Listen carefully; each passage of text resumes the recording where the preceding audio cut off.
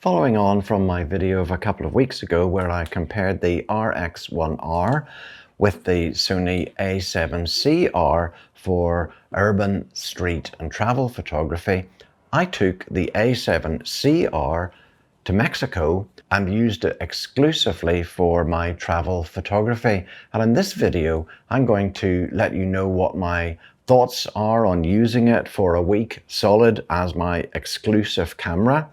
And I'm going to tell you how I think it compared to the RX1R.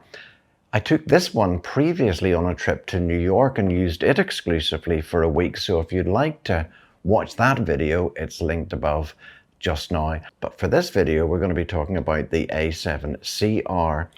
On that trip, I had the A7CR paired with the 24 to 50 millimeter f2.8G lens from Sony. This lens is substantially lighter than the 24 to 70 and makes a great travel lens if you don't want to carry too much.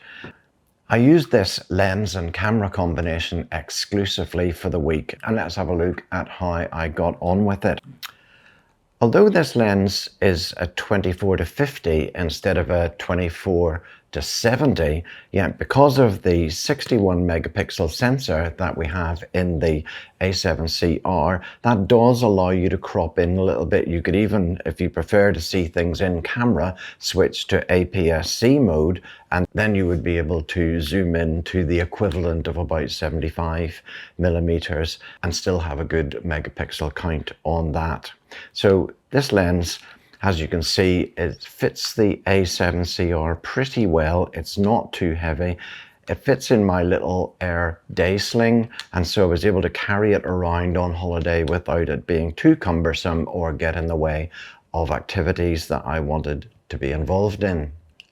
So overall, I would say that the A7CR is pretty convenient, but it's not quite as pocketable or as small or as carryable as the RX1R, which is really incredibly small for a full frame compact camera. So the first question to ask is, did I really need this zoom lens with me, given the extra weight of a zoom compared, for example, to the 40mm f2.5 that Sony produce as a prime lens? And that 40mm lens would make the camera a little bit closer in size and weight to the RX1R.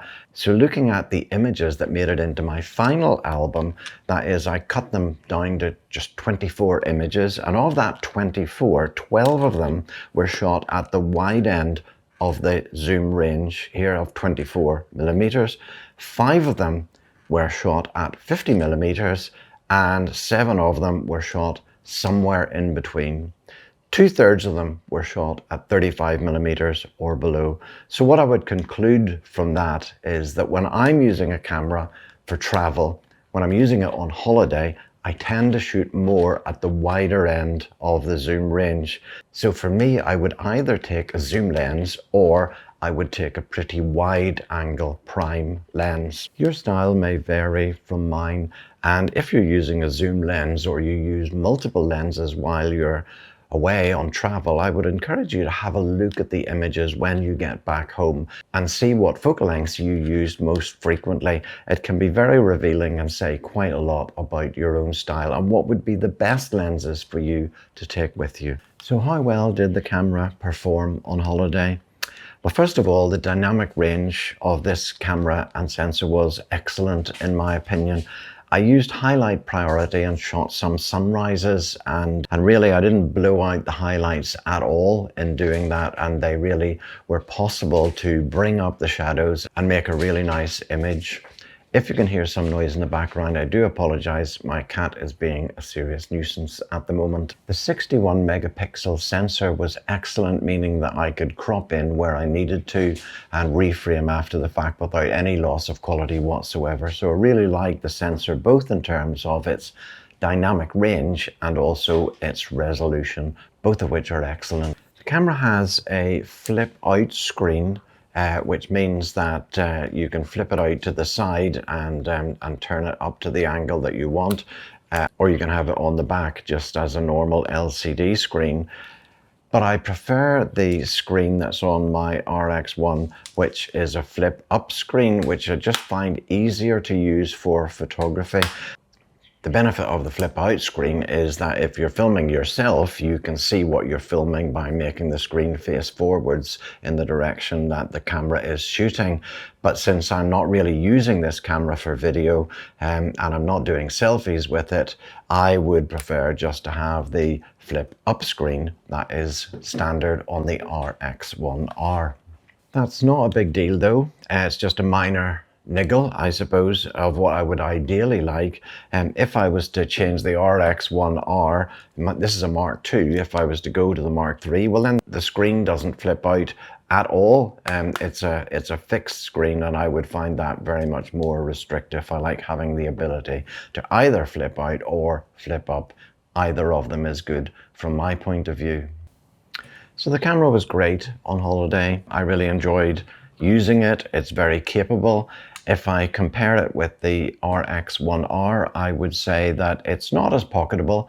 It's not as convenient just to drop into a very small bag. But at the same time, it is more versatile, it is more capable, and it's a lot cheaper than the RX1R. It's certainly the RX1R Mark III, which is probably twice the price of the A7CR. One thing that is quite important is that when you have the A7CR, it is a much more modern camera than the RX1R Mark II that I have, and so it's using the new menu system, which is a vast improvement. But even more importantly than that, it uses the new Sony apps like the Creator app, and that gives you added facilities. One of which I like is that I have location linkage switched on. It means that the GPS coordinates that are from my phone get automatically transferred to the images, and so in Lightroom I can look at all my images on the map view and see just where everything was taken. That's useful in the future when you're looking back over your images. You can see where they were taken. It also helps you find images of a particular location much more easily. So I do like the capability to have location linkage switched on, which I don't have with this camera, the RX1R. So my conclusion is that these two cameras are both excellent cameras, but they are different. This one, the A7CR, is much more versatile and capable and cheaper. But if what you're looking for is the smallest full frame camera, then there's no beating the RX1R.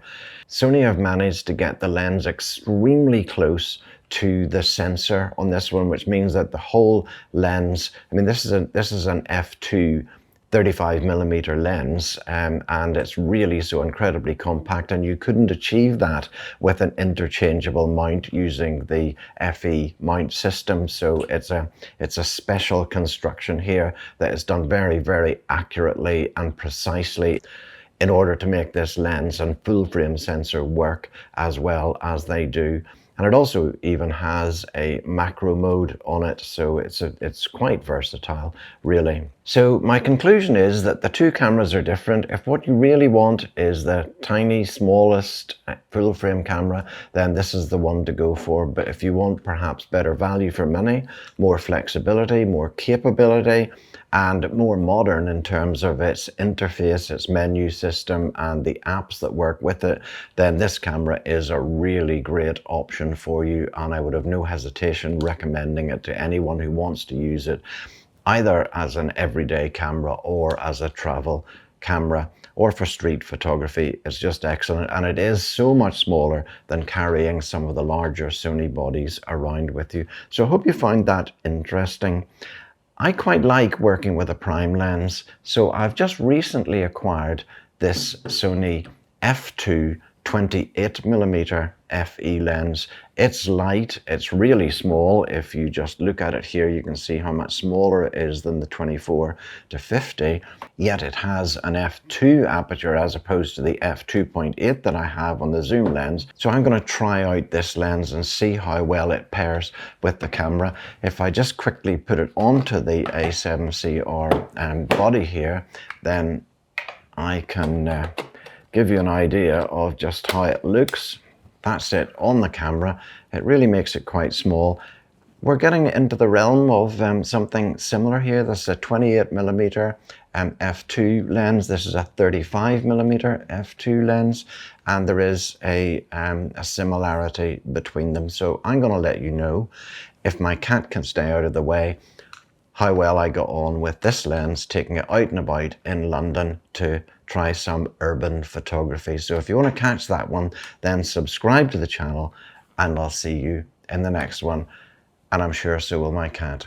Thanks for watching.